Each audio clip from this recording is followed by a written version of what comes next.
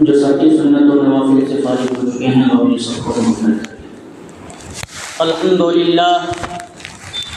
للہ نحمده ونستعینه ونستغفره ونؤمن به ونتوکل علیہ ونعوذ باللہ من شرور انفسنا ومن سیئات اعمالنا من يهد الله فلا مضل له ومن يضلله فلا هادي له ونشهد أن لا إله إلا الله وحده لا شريك له ونشهد أن سيدنا ومولانا محمدا عبده ورسوله صلى الله عليه وعلى آله وأصحابه وبارك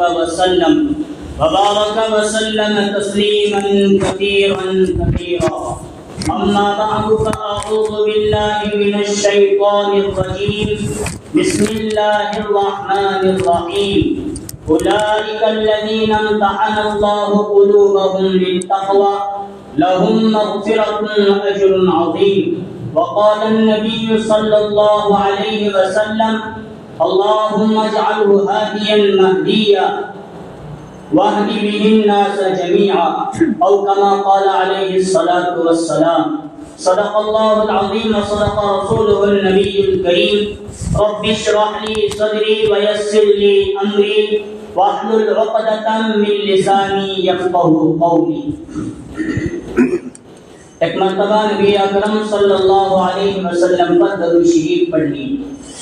اللهم صل على محمد وعلى آل محمد كما صليت على إبراهيم وعلى آل إبراهيم إنك حميد مجيد اللهم بارك على محمد وعلى آل محمد كما باركت على إبراهيم وعلى آل إبراهيم إنك حميد مجيد۔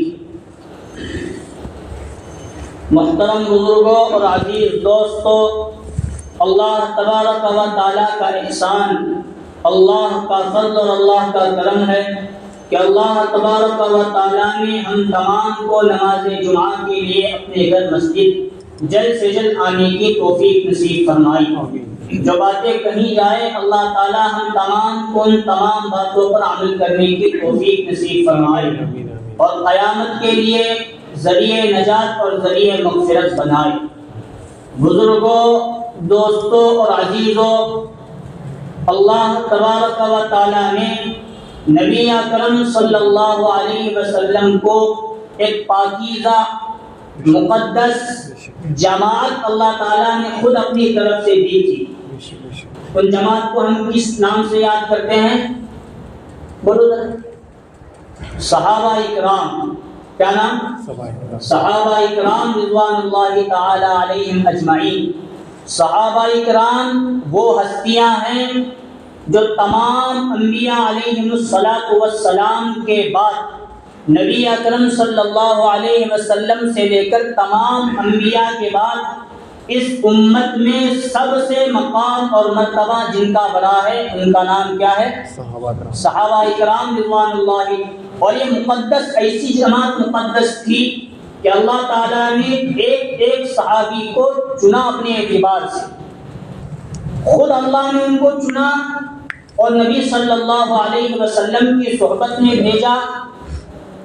حضرت بلال حبشی رضی اللہ عنہ، یہ نہ مدینہ کے نہ مکہ، سعودی عرب کے نہ حبشہ دوسرا ملک، لیکن وہاں سے غلام ہوتے ہوتے آئے اور نبی صلی اللہ علیہ وسلم پر مکہ میں ایمان لایا۔ ظالموں نے، کفار و مشرکین نے اتنا زور لگایا کہ ان سے ان کا ایمان ہم چھین کر دکھائیں گے۔ رات بھی مارا جاتا تھا، دن بھی مارا جاتا تھا، اور مار کر جب لوگ اٹھتے ابو جہل، ابو لہب، عتبہ، شیبہ وغیرہ، تو دن میں تپتی ہوئی ریت کے اوپر انہیں لٹا دیا جاتا۔ جو رات اور دن نے ہم نے کوڑے مارے ہیں وہاں زخم اور نشانات گرے ہیں، تو ریت، گرم ریت کے شدت ان کے جسم پر لگے، ایک تو مار کی تکلیف اٹھائے اور دوسری کس چیز کی تکلیف؟ دھوپ کی، گرم ریت کی تکلیف اٹھائے، اپنے ایمان سے پھرے۔ لیکن وہ پھر بھی کہتے تھے احد احد، اللہ ایک ہے، اللہ ایک ہے۔ کفار و مشرکین نے پوری طاقت اور پوری قوت اور پورا زور آزمایا، لیکن صحابہ، حضرت بلال ہو کوئی اور صحابی ہو، ان کی زبان سے ایک مرتبہ وہ یہ الفاظ نہیں نکال سکے کہ میں واپس کفر کی طرف پلٹ کر جاؤں گا۔ یہ تو ایک مثال حضرت بلال کی۔ حضرت سمیہ سب سے پہلے جامع شہادت نوش کرنے والی وہ مسلمان خاتون اور مسلمان عورت، ان پر بھی ظلم ڈھایا۔ جتنے صحابہ تھے ایک مرتبہ وہ نبی صلی اللہ علیہ وسلم کے صحبت میں آئے، حضور نے ان کی تربیت کی، ان کو کلمہ پڑھایا۔ اب پوری دنیا کی طاقت ان پر یہ زور لگاتی رہی کہ کسی نہ کسی طرح کفر کی طرف واپس آ جائے، یا زندگی میں ایک مرتبہ اپنی زبان سے یہ الفاظ نکالے کہ میں اپنا ایمان اللہ سے پھیرتا ہوں اور رسول اللہ صلی اللہ۔ ایک مرتبہ بھی اگر کسی صحابی کی زبان سے نکالنے کے لیے وہ کامیاب ہونا چاہتے تھے، لیکن قرآن گواہ ہے، اللہ گواہ ہے، حدیث پاک گواہ ہے، نبی اکرم صلی اللہ علیہ وسلم گواہ ہے، اور صحابہ اکرام کی پوری مقدس جماعت اس بات کی گواہ ہے۔ پوری دنیا نے طاقت اور زور اور قوت آزمائے، لیکن کسی صحابی کو ایمان کے بارے میں، اسلام کے بارے میں، نبی اور اللہ کے بارے میں ذرہ برابر ان کے قدم ڈگمگائے ہو، یہ ہو نہیں سکتا۔ اتنی بڑی مقدس اللہ نے کسی کو کہاں سے، ابو بکر کو حضور کے بغل سے اٹھایا، حضرت عمر کو اٹھایا، حضرت عثمان کو، حضرت علی کو، حضرت طلحہ، زبیر، عبد الرحمن، تمام صحابہ اکرام کو نبی اکرم صلی اللہ علیہ وسلم کے صحبت میں دیا۔ تب حضور نے فرمایا اصحابی کالنجوم، میرے صحابہ ستاروں کے مانند ہیں، فَبِأَيِّهِمْ اقْتَدَيْتُمْ اهْتَدَيْتُمْ، اگر میرے کسی بھی ایک صحابی کی تم اتباع کرو گے کامیاب ہو جاؤ گے، دنیا میں بھی کامیابی اور آخرت میں بھی کامیابی۔ یہ تو نبی اکرم صلی اللہ علیہ وسلم اپنے صحابہ اکرام کی مقدس جماعت کو ستاروں کے ذریعے تعبیر دے رہے ہیں، اور خود قرآن مجید یہ کہتا ہے فَإِنْ آمَنُوا بِمِثْلِ مَا آمَنْتُمْ بِهِ، اگر تم لوگ صحابہ کی طرح ایمان لائے فَقَدِ اهْتَدَوْا، تو تم دنیا میں ہدایت یافتہ ہو گے، کامیاب ہو جاؤ گے۔ وَإِنْ تَوَلَّوْا فَإِنَّمَا هُمْ فِي شِقَاقٍ، اور اگر تم نے صحابہ کے طور و طریقے سے، صحابہ کے راستے سے اور ان کے نقش قدم سے ذرہ برابر بھی ہٹے، تو صحابہ کا اتباع نہ کرنے کی وجہ سے دنیا میں بھی تم کامیاب اور آخرت میں بھی۔ یہ فضیلت ہے تمام صحابہ اکرام کی۔ ہم بارہا خطبے میں دوسرا خطبہ جب پڑھا جاتا ہے اس کے آخر میں ایک حدیث ہے، اللہ اللہ فی اصحابی، حضور فرماتے ہیں اللہ اللہ اللہ کے لیے میرے صحابہ اکرام کے بارے میں اللہ سے ڈرتے رہنا۔ فمن احبہم فبحبی احبہم، جو صحابہ سے محبت کرتا ہے وہ مجھ سے محبت کرنے کی وجہ سے صحابہ سے محبت۔ ومن ابغضہم فببغضی ابغضہم، جو صحابہ سے دشمنی اور بغض رکھتا ہے وہ اصل میں مجھ سے دشمنی رکھنے کی وجہ سے میرے صحابہ سے دشمنی رکھتا ہے۔ کل کامیابی چاہیے دنیا اور آخرت کی، تو نبی اکرم صلی اللہ علیہ وسلم جو مقدس جماعت اور جو مقدس گروہ چھوڑ کر گئے تھے ان کا اتباع کرنا، ان کی پیروی کرنا، یہ ہم تمام کے لیے بہت ضروری۔ بات سمجھ میں آ رہی؟ اب جو انبیاء علیہم السلام کی جماعت تھی، حضور حضرت آدم سے لے کر حضرت عیسیٰ اور پھر میرے اور آپ کے آقا کیا نام، حضرت محمد صلی اللہ علیہ وسلم، جتنے کم و بیش 1,24,000 یا جتنے بھی انبیاء گئے ان تمام پر ہمارا ایمان۔ اب ان کے بارے میں قرآن اور حدیث کا واضح عقیدہ یہ ہے کہ ان سے کوئی گناہ سرزد ہو ہی نہیں سکتا۔ کن سے؟ نبیوں سے، انبیاء اور نبیوں سے، رسولوں سے کوئی گناہ ہو ہی نہیں سکتا۔ لیکن ابو بکر صدیق سے لے کر آج تک جتنے تشریف لائے اولیاء، قطب، ابدال، غوث، اور آج سے لے کر صبح قیامت تک جتنے آئیں گے ان تمام کے اندر گناہ کرنے کا مادہ ہے۔ بات سمجھ میں آئی؟ انبیاء کے بارے میں عقیدہ یہ کہ ان سے گناہ ہو نہیں سکتا، اور صحابہ سے لے کر قیامت تک جتنے مومنین، اولیاء، جتنے بھی بزرگان دین تشریف لائیں گے ان سے گناہ ہو سکتا ہے۔ بات سمجھ میں آ رہی؟ اب کسی کو اللہ بچا لے اور کسی کو اللہ نہ بچائے.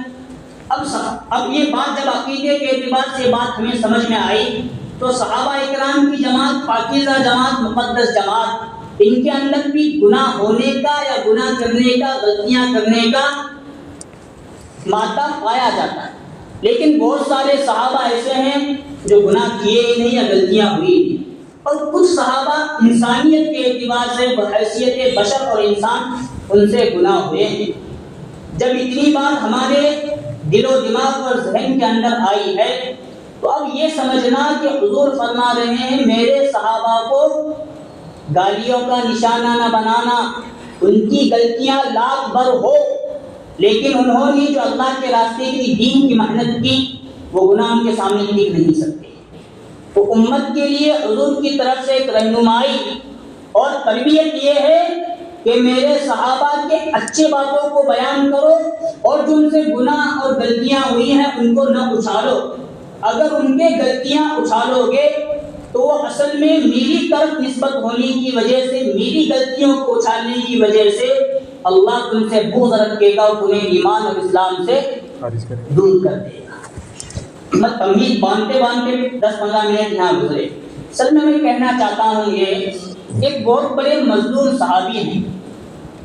محرم آیا تو ہم مسلمانوں میں اہل سنت والجماعت میں بھی کچھ نہیں پڑے ہوئے علماء یا اہل سنت والجماعت کا لباس امامہ جبہ قبا پہنے ہوئے کچھ ہم میں سے منافقین ایسے ہیں وہ صحابی کو گالیاں برا بھلا کفر اور نفاق تک پہنچاتے ہیں. جب وہ صحابی کے دہلیز پر قدم رکھتے ہیں تو ان کے زبانوں سے ان کے ہاتھوں سے ابو بکر بھی نہیں بچتے. جب وہ صحابی کو گالیاں دیتے ہیں تو عمر بھی نہیں بچتے. وہ صحابی کو گالیاں دیتے ہیں تو عثمان اور علی حسن حسین بھی نہیں بچتے. بات سمجھ رہے ہوں گے. وہ صحابی کا نام ہے حضرت امیر معاویہ رضی اللہ عنہ. کیا نام؟ پہلے بھی تھا لیکن اب یہ جو چند سالوں سے دیکھنے میں مل رہا ہے, محرم آیا تو کچھ شیعہ قسم کے مسلمان وہ آتے ہیں امیر معاویہ رضی اللہ عنہ کی غلطیاں امت کے سامنے اچھالنا, آج تو سوشل میڈیا کا دور ہے اس پر اچھالنا اور ان کی برائی کرنا. سب سے پہلی برائی حضرت امیر معاویہ کی برائی اور غلطی جو ہم جیسے کمزور لوگوں کو اور شیعہ جیسے بدبخت لوگوں کو جو ملتی ہے یہ ہے معاویہ کا بیٹا یزید. اور یزید کے کارنامے کیا؟ کربلا کے میدان میں کسے بلایا, کیا کیا, سب قصہ ہمارے سامنے. مطلب بیٹے کے پیچھے کس کا ہاتھ ہے؟ باپ معاویہ کا ہاتھ ہے. بیٹا گنہگار فاسق تو انہیں بھی مسلمان نہیں. ایک بات یہاں کہتے ہیں. اور دوسری بات حضرت امیر معاویہ رضی اللہ عنہ کہ ان کو یہ دکھنا شروع ہوتی ہے کہ معاویہ اور علی رضی اللہ عنہما دونوں میں آپس میں جنگیں شروع ہوئی. ہوتا ہے ایک گھر میں دو بھائی سگے بھائی نہیں رہ سکتے تو اتنی بڑی مملکت اور بادشاہ تو آپس میں اختلاف نہیں ہوگا. فیصلے کرنے میں بھی غلطی ہو سکتی ہے, فیصلوں کے ماننے میں بھی غلطی ہو سکتی ہے. تو علی یہ داماد رسول, فاطمہ کے شوہر, حسن حسین کے باپ, اور معاویہ رشتے میں حضور کے بہت دور ہیں.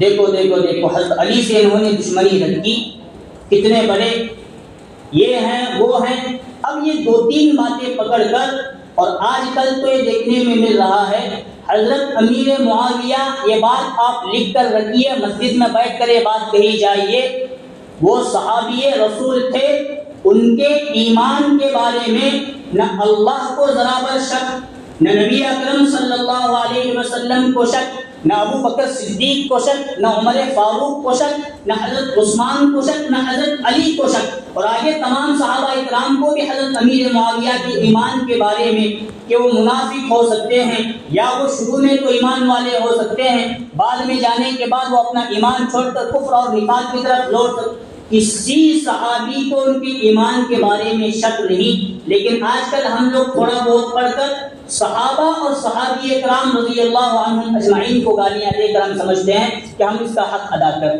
ٹھیک ہے ان سے غلطیاں ہوئی ہوں گی، وہ ہمارے لیے رہنمائی کا سبب اور ہمارے لیے سبب بن کر راہ راست انہوں نے بہت سارے کھولے۔ حضرت امیر معاویہ کے بارے میں آج ہم اہل سنت والجماعت میں بھی ایک عقیدہ بہت پھیلایا جا رہا ہے، حضرت امیر معاویہ شراب پیا کرتے، کیونکہ پہلے منبر و محراب سے باتیں نہیں آتی، اب موبائلوں کا دور ہے، بیان لگا کر بھی کسی کا بیٹے جو غلط نظریہ ہیں ان کے سامنے آتے ہیں تو ہم دیکھ کر اپنا ایمان اور عقیدہ خراب کرنا۔ جتنے بھی صحابہ تھے ان تمام کے بارے میں خود اللہ نے فرمایا رضی اللہ عنہم ورضوا عنہ، اللہ ان سے راضی اور وہ اللہ سے راضی۔ جتنے بھی صحابہ تھے ان تمام کے بارے میں حضور نے فرمایا، امیر معاویہ بھی اس میں شامل ہوتے ہیں۔ اصحابی کالنجوم، میرے صحابہ ستاروں کے مانند، تم کسی ایک کی بھی اتباع اور رہنمائی کرو گے کامیاب ہو جاؤ گے۔ اور خود حضرت امیر معاویہ رضی اللہ عنہ سن 8 ہجری میں مکہ فتح ہوا۔ مکہ فتح ہونے کے بعد حضرت امیر معاویہ رضی اللہ عنہ اور ان کے ماں باپ ابو سفیان اور ہند رضی اللہ عنہ، یہ تمام کے تمام پورا خاندان حضور کے پاس تشریف لایا اور وہ سچے پکے مسلمان ہوئے، کلمہ پڑھ کر انہوں نے نبی صلی اللہ علیہ وسلم کی صحبت اختیار کی۔ اور حضرت امیر معاویہ نے یہ درخواست کی حضور سے، آپ تو مدینہ چلے جائیں گے، مکہ تو آپ نے فتح کیا، آپ یہاں نہیں رہنے والے، لیکن میرا دل چاہتا ہے کہ میں بھی آپ کے ساتھ کہاں ہوں مدینہ۔ کون کہہ رہے ہیں بات؟ حضرت معاویہ رضی اللہ عنہ۔ حضور نے وہ صحابی حضرت معاویہ جو ابھی چھوٹے تھے، 18 یا 20 سال یا 25 سال کی ان کی عمر تھی، اپنے ساتھ مدینہ لے جایا۔ اور کمال کی بات یہ، ابو سفیان کی بیوی ام حبیبہ، یہ ابو سفیان اور امیر معاویہ کے مسلمان ہونے سے پہلے مسلمان ہو کر حضور کے نکاح میں آ چکی تھی۔ اس اعتبار سے امیر معاویہ کا حضور کے ساتھ رشتہ کیا ہوا؟ سالے کا۔ تو اپنے سالے کو حضور مدینہ لے کر گئے اور ان کو قرآن مجید لکھنے کا کام سپرد کیا۔ جب اتنے بڑے صحابی ہیں اسی لیے اتنی بڑی ذمہ داری کا کام ان کو دے رہے ہیں، اور اگر اتنے بڑے صحابی نہ ہوتے تو حضور الگ راستے سے ان کو واپس مکہ بھیج دیتے یا الگ کچھ معاملہ ہو جاتا۔ ان پر حضور کا پورا بھروسہ تھا، اس لیے حضور نے اپنے ساتھ رکھا، کتابت وحی کا کام کیا۔ ایک مرتبہ حضرت ابو ہریرہ بیمار تھے تو حضرت امیر معاویہ حضور کو وضو کرانے لگے، پانی وغیرہ ڈالنے لگے، تو حضور نے فرمایا اللہم اجعلہ ہادیا مہدیا واہد بہ الناس جمیعا۔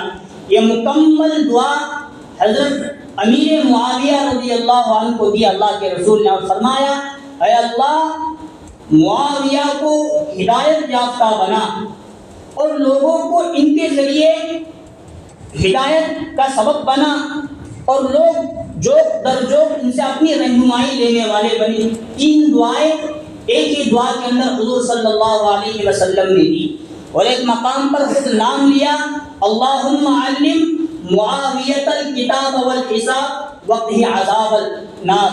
اے اللہ معاویہ کو کتاب اور حدیث کا علم عطا فرما اور جہنم کے عذاب سے میرے معاویہ کی حفاظت فرما۔ اتنے کھلے احادیث موجود ہیں کہ حضرت معاویہ رضی اللہ عنہ کے بارے میں ہمارا تھوڑا بہت عقیدہ خراب بھی ہوا تو اپنے ایمان کو بچانا ہمارے لیے بہت ضروری۔ قرآن مجید میں بہت سارے صحابہ اکرام کا نام لیے لگے تاکہ پوری کی پوری صحابہ اکرام کی جماعت ان الفاظ اور مزدے اور تعریف میں آ جائے، اس لیے الگ الگ مقامات پر اللہ نے ذکر فرمایا۔ ایک جگہ تو فرمایا اولئک الذین امتحن اللہ قلوبہم للتقوی، صحابہ اکرام کی جماعت کو اللہ تعالیٰ نے تقوی کے ساتھ متقی بنا کر بھیجا۔ اولئک کتب فی قلوبہم الایمان، کہ ان کے دلوں کے اندر اللہ تعالیٰ نے ایمان کو نصب کر دیا، دنیا کی کوئی طاقت ان کے ایمان کو ہٹا نہیں سکتی۔ اتنے بڑے صحابی تھے، پھر بھی آج حضرت معاویہ کے بارے میں یزید کو دیکھ کر ہر محرم میں آج کل ہمارا عقیدہ خراب، حضرت معاویہ غلط تھے، ان کے ساتھ حضرت علی رضی اللہ عنہ کی جنگ ہوئی، اس لیے ان کا مقام اور مرتبہ ذرہ برابر ہماری نگاہوں سے نہیں گرنا چاہیے۔ حضرت ابو بکر سے لے کر حضرت امیر معاویہ رضی اللہ عنہ اور جتنے بھی صحابہ اکرام ہیں ان کے بارے میں ہمارا ایمان، ہمارا عقیدہ مکمل درست ہونا چاہیے کہ صحابی رسول ہیں، حضور صلی اللہ علیہ وسلم نے ان پر بھروسہ کیا، ہم بھی ان پر بھروسہ کرتے ہیں۔ ان کے نفاق کے اندر یا ان کے کفر کے اندر اگر ہم اپنی زبان درازی کرتے رہے تو اللہ نہ فرمائے وہ تو مسلمان ہیں رہیں گے، لیکن ہم اپنا ایمان اور اسلام کب گوا بیٹھیں گے اس کا ذرہ برابر ہمیں احساس نہیں ہوگا۔ حضرت ابو بکر صدیق رضی اللہ عنہ کے دور خلافت میں ان کے ایک بھائی تھے یزید بن، بیٹے کا نام بھی یزید اور بھائی کا نام بھی یزید بن ابو سفیان۔ اردن ملک شام کے علاقے کی طرف حضرت ابو بکر صدیق رضی اللہ عنہ نے امیر معاویہ کے بھائی یزید بن ابی سفیان کو وہاں کا حاکم بنا کر بھیجا۔ وہ جنگ لڑتے رہے اور پیچھے سے کمان دے کر کچھ لشکر دے کر اپنے بھائی اور دین اسلام کی خدمت کے لیے امیر معاویہ رضی اللہ عنہ کو وہاں بھی بھیجا تاکہ ملک شام اردن کا علاقہ فتح کرے اور وہاں اسلامی نظام قائم کرے۔ ان کے بھائی جب وہاں گئے تو ان کا انتقال ہوا۔ ادھر حضرت ابو بکر صدیق رضی اللہ عنہ نے اردن کا علاقہ ان کے حوالے کیا کہ تم اب یہاں کے امیر اور تم یہاں کے حاکم رہو گے۔ وہ زمانہ مکمل ہوا، حضرت عمر رضی اللہ عنہ کا زمانہ آیا، فتوحات بڑھنے لگی۔ اپنے آخری 4 سالوں میں حضرت امیر المؤمنین عمر بن خطاب رضی اللہ عنہ نے غالباً پورے کے پورے ملک شام کا گورنر اور حاکم وقت امیر ان کو بنا کر رکھا تھا۔ حضرت عمر کی بات یہ تھی کہ کتنا ہی بڑا اپنے سامنے آدمی ہو، 4 مہینے ایک جگہ کا حاکم بناتے یا 6 مہینے بناتے، اس کے بعد ان کو معزول کر کے کسی اور جگہ کے بناتے اور کسی اور جگہ ان کو یہاں، اور کتنے سالوں سے حضرت عمر نے ان کو بنایا، ملک شام کا 4 سالوں سے بنایا اور ان کو ایک دن بھی ملک شام کے گورنری سے نہیں ہٹایا۔ اور حضرت عمر کی حالت یہ تھی، اپنے بارے میں خود ڈرتے تھے کہ شاید میرا شمار منافقین میں تو نہیں آتا۔ حضرت حذیفہ رضی اللہ عنہ کو وہ دیکھا کرتے تھے جنازے کے اندر شامل ہے یا نہیں۔ اگر حضرت حذیفہ ابن یمان جنازے میں ہے تو سمجھتے تھے کہ پکے مسلمان اور ایمان والے کا جنازہ ہے، پڑھاتے تھے، اور جس جنازے کے اندر حضرت حذیفہ بن یمان نہ ہو اس جنازے کو حضرت عمر بن خطاب رضی اللہ عنہ نہیں پڑھاتے تھے اور کہتے تھے کہ مجھے لگتا ہے حذیفہ کے نہ ہونے کی وجہ سے کہ بندہ نفاق کی موت مرا۔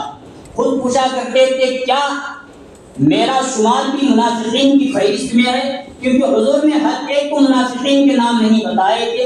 ایک صحابی تھے حضرت حذیفہ ابن یمان، بس ان کو تمام نام بتا رکھے۔ تو حضور نے حضرت عمر رضی اللہ عنہ نے ایک مرتبہ پوچھا کیا میرا نام بھی منافقین کی فہرست میں ہے؟ تو حضرت حذیفہ ابن یمان رضی اللہ عنہ کہنے لگے اگر آپ کی جگہ کوئی اور یہ سوال کرتا تو شاید میں اس کا جواب نہیں دیتا، لیکن آپ اپنے ایمان کی حفاظت کے لیے کر رہے ہیں اور آپ وقت کے امیر المؤمنین ہیں، اس لیے میں آپ کو تمام کے نام تو نہیں بتاؤں گا، لیکن یہ بات بتاتا ہوں کہ آپ کا نام منافقین کی لسٹ میں۔ اور آگے حضرت عمر نے ان سے سوال کیا میری حکومت اور خلافت 22 مربع لاکھ میل تک پھیلی ہے اور مدینہ، مکہ، سعودی عرب کے کئی لوگوں کو میں نے اپنے ماتحتیم میں گورنر اور حاکم بنایا ہے۔ آگے کا سوال کا جواب مجھے دے دو، کیا میں نے اپنے فیصلوں کے ذریعے سے کسی منافق کو کسی جگہ کا گورنر بنایا ہے؟ اتنے بڑے آدمی ہوں۔ تو حضرت کیا نام حذیفہ ابن یمان رضی اللہ عنہ نے فرمایا آپ نے ایسا سوال میرے سے کیا کہ اس کا جواب دوں یا نہ دوں مجھے خود سمجھ میں نہیں، لیکن پھر بھی آپ پوچھ رہے ہیں تو میں اس کا نام نہیں بتاتا، لیکن میں آپ کو بتاتا ہوں کہ آپ کے ماتحتیم امارت میں، خلافت میں ایک بندہ منافق ہے جو ایک جگہ کا گورنر نام نہیں بتایا اور جگہ کا نام بھی نہیں بتایا۔ خود حضرت امیر المؤمنین حضرت عمر بن خطاب رضی اللہ عنہ نے اپنے فراست ایمانی کے ذریعے اس گورنر کو معزول کر دیا اور حضرت حذیفہ کو بلایا، جس کو میں نے معزول کیا ہے وہ منافق ہے۔ بات سمجھ میں کہاں سے کہاں جوڑ رہا ہوں، سمجھ میں آتا؟ حضرت امیر معاویہ کی ایمان کے اندر اگر نفاق کا خدشہ تھا تو کیا حضرت امیر المؤمنین عمر بن خطاب رضی اللہ عنہ ان کو 4 سال تک ایک جگہ کا حاکم بناتے؟ حضرت عثمان غنی رضی اللہ عنہ کے دور میں وہ 12 سال تک ملک شام ہی کے حاکم رہے، پھر حالات بعد میں ایسے بنے، حضرت علی حضرت امیر معاویہ میں جنگ شروع ہوئی، اور میں نے پہلے کہا صحابہ اکرام کے مشاجرات اور صحابہ اکرام کے اختلافات کو ہم لیں گے اور اپنا بھٹا بننے کی کوشش کریں گے۔ صحابہ کی تعریف اور ان کے ایمان کے اندر ذرہ برابر فرق نہیں آتا، ہم اپنے ایمان اور اسلام سے کب ہاتھ دھو بیٹھیں گے بولنا ہمارے لیے بڑا مشکل کام ہے۔ اسی لیے محرم کا مہینہ آتا ہے جہاں ہم حضرت حسین کی تعریف کرتے ہیں، یزید کی اور ان کے باپ ابو سفیان حضرت امیر معاویہ کی برائی کچھ لوگ کرنا شروع کرتے ہیں۔ ہمارے علماء کی طرف سے یہ بات ہے کہ ایسے مواقع پر خاص حضرت امیر معاویہ کا تذکرہ کیا جائے، ان کی صحابیت اور ان کے ایمانی جذبے کو بیان کیا جائے۔ حضرت ابو بکر سے لے کر حضرت امیر معاویہ رضی اللہ تعالی عنہ ان کے درمیان میں غالباً 40 سے 50 سال کا عرصہ گزرا۔ جب مدینہ میں تھے تو ایک مرتبہ حضور صلی اللہ علیہ وسلم نے اپنے ناخن تراشے، بال ملائے، مونچھ تراشے، اور وہ چیزیں حضرت امیر معاویہ رضی اللہ عنہ نے اپنے حصے میں کچھ لے لی۔ آندیاں آئیں، طوفان آئے، سونامی، بہت کچھ آیا، کتنے جنگیں ہوئی، اس چیز کو سنبھال کر رکھا حضرت امیر معاویہ رضی اللہ عنہ نے، اور جب انتقال ہونے لگا تو اپنے لوگوں سے یہ وصیت کی اور نصیحت کی، جب میں مر جاؤں تو حضور صلی اللہ علیہ وسلم کے موئے مبارک میرے پاس ہیں، ناخن مبارک میرے پاس ہے، میرے کانوں کے اندر، ناک کے اندر، آنکھوں کے اوپر رکھنا، میرے کفن کے اندر رکھنا۔ اگر مجھ سے کچھ گناہ اور غلطیاں ہو گئی ہو تو اللہ تعالیٰ رسول اللہ صلی اللہ علیہ وسلم کے ان ناخنوں کی برکت سے اللہ تعالیٰ میری مغفرت فرمائے۔ کیا ان کے ایمان کے اندر ہمیں شک ہو سکتا ہے؟ صحابہ اکرام کی پوری جماعت یہ مقدس جماعت ہے، چاہے کتنے ہی بڑی کتنے ہی چھوٹے صحابی ہو۔ حضرت عمر ابن عبدالعزیز رحمت اللہ علیہ سے کسی نے پوچھا کہ آپ افضل ہیں یا امیر معاویہ رضی اللہ عنہ افضل ہیں؟ کیونکہ حضرت عمر رضی اللہ عنہ نے جو خلافت کر کے گئے تھے اسی طرح کی خلافت والا نظام حضرت عمر ابن عبدالعزیز رحمت اللہ علیہ نے قائم کیا تھا۔ ذرہ برابر انسان تو انسان، کوئی جانور کسی جانور پر ظلم کرنے کے لیے تیار نہیں تھا۔ تو یہ انصاف دیکھ کر کسی نے پوچھا آپ افضل ہیں یا امیر معاویہ افضل ہیں جنہوں نے حضرت علی رضی اللہ عنہ کے ساتھ جنگ کی تھی؟ حضرت عمر ابن عبدالعزیز رحمت اللہ علیہ نے فرمایا امیر المؤمنین حضرت معاویہ رضی اللہ عنہ جس گھوڑے پر سوار ہو کر جنگ کیے اور جو گھوڑے کی ناک کے اندر جو ریت گئی ہو، جو ذرہ گیا ہو، اس ذرے کے برابر بھی میری حیثیت نہیں ہے۔ اور حضرت پیرانی پیر شاہ عبد القادر جیلانی رحمت اللہ علیہ سے ان کے زمانے میں بھی کسی نے پوچھا، غنیۃ الطالبین کے اندر غالباً وہ واقعہ یا وہ بات موجود ہے۔ پیرانی پیر تمام اولیاء کے سردار، وہ مقام و مرتبہ ان کو اسی وقت مل چکا تھا، تو کسی نے ان سے بھی پوچھا آپ افضل ہیں یا امیر معاویہ افضل ہیں؟ تو حضرت پیرانی پیر شاہ عبد القادر جیلانی رحمت اللہ علیہ نے بھی فرمایا میں حضرت امیر معاویہ رضی اللہ عنہ کے گھوڑوں کے پیروں سے بھی نیچے کی جو زمین ہے اس کے ذرے کے برابر میں میری حیثیت نہیں۔ صحابہ اکرام کا مقام و مرتبہ بہت، اسی لیے ہم نے وہ حدیث بار بار ہم خطبے میں پڑھتے ہیں اللہ اللہ فی اصحابی، میرے صحابہ اکرام کے بارے میں اللہ سے ڈرتے رہنا۔ فمن احبہم فبحبی احبہم، جو صحابہ سے محبت رکھتا ہے وہ مجھ سے محبت رکھنے کی وجہ سے صحابہ سے محبت۔ ومن ابغضہم فببغضی ابغضہم، اور جو صحابہ سے دشمنی اور بغض رکھتا ہے کس سے؟ اللہ سے، وہ مجھ سے یعنی نبی اکرم صلی اللہ علیہ وسلم سے دشمنی کی وجہ سے صحابہ سے دشمنی رکھتا ہے۔ صحابہ اکرام کی جماعت ہمارے لیے پاکیزہ جماعت، مقدس جماعت، ان کا ادب کرنا، ان کا احترام کرنا، ان کی عزت کرنا یہ ہمارے لیے بہت ضروری چیز ہے۔ اللہ تعالیٰ سے دعا ہے اللہ تبارک و تعالیٰ ہم تمام کو تمام صحابہ اکرام کے نقش قدم پر چلنے کی توفیق نصیب فرمائے، تمام صحابہ اکرام کا نبی اکرم صلی اللہ علیہ وسلم کا اتباع اللہ تعالیٰ ہم تمام کو نصیب فرمائے، آمین۔ وآخر دعوانا الحمد للہ رب العالمین۔